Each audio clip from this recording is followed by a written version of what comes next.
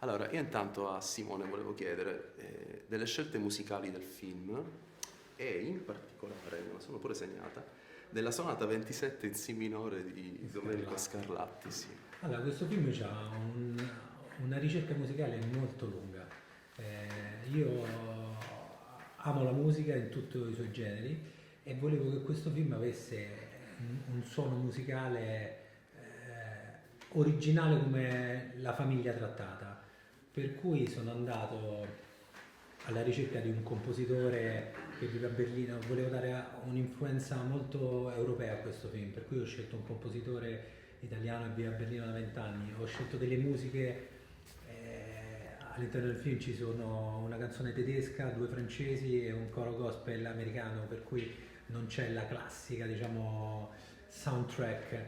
E, perché? Perché secondo me questo suono accompagnava un po' le anime che vagano in questo film, perché è un film che racconta una famiglia allargata, disfunzionale, moderna, piena di conflitti, dove alla fine sono umanità sole che hanno bisogno di sentimenti, di provare sentimenti. Ecco, penso che anche musicalmente ci sia.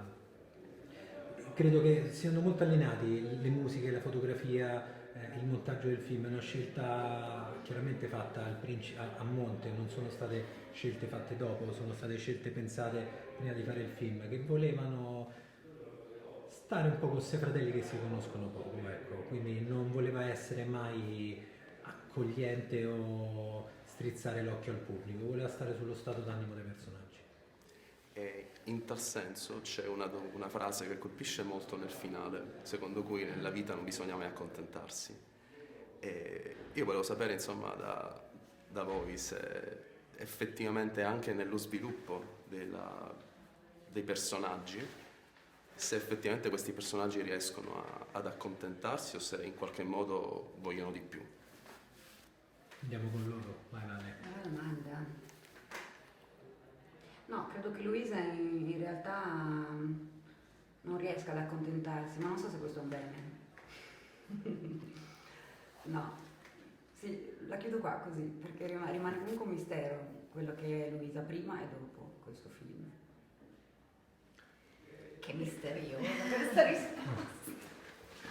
Per quello che riguarda Giorgia, secondo me invece è molto lampante e leggibile che su di lei ci sono le conseguenze negative dell'accontentarsi. La vediamo entrare in scena stanca, stufa probabilmente di tutto quello che prima invece credeva di costruire con convinzione, in una relazione con un uomo apparentemente realizzato ma a sua volta frustrato. La vediamo impegnata in carriera, madre di un bimbo.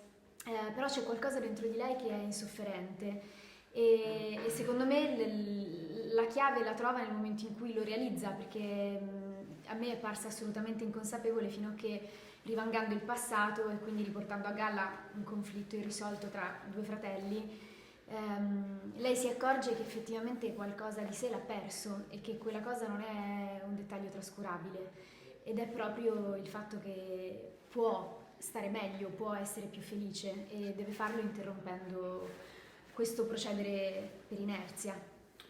Ti rispondo anch'io perché secondo me questi personaggi che sono sicuramente non realizzati nel ritrovarsi un po' in questa famiglia in un momento molto particolare che è la morte del padre e la scoperta di avere una sorella, vivono un percorso di unione, ma soprattutto vivono una grande ubriacatura, cioè ci sono quei momenti nella vita in cui ci sembra che tutto possa tornare e quindi nel momento di percezione della storia secondo me loro per una volta si stanno realizzando, poi secondo me quando torneranno alla realtà, alla quotidianità, quindi torneranno dalla Francia a Roma e ci sarà Sei Fratelli 2, non ti so dire se saranno realizzati o no, però nel momento in cui riescono a viversi un momento, che è una frase molto semplice da L'attimo fuggente e Carpe Diem, loro questa ubriacatura la riescono a vivere.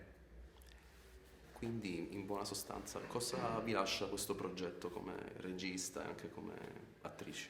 A me mi lascia due immagini, loro che fanno il bagno finale, che è il penultimo giorno in cui che Valentina si è scampata, in cui ho visto tutto quello che mi ero immaginato, mi sembravano veramente sei fratelli, si erano create delle dinamiche, poi eravamo in Francia gli ultimi giorni, anche Linda vedeva con noi quel bagno, cioè sembrava tutto vero. Quindi essere riusciti a fare un film su sei fratelli che non si conoscono, che ti sembrano sei fratelli, ma realmente, lo dico, è stata una delle cose che mi è rimasta più dentro.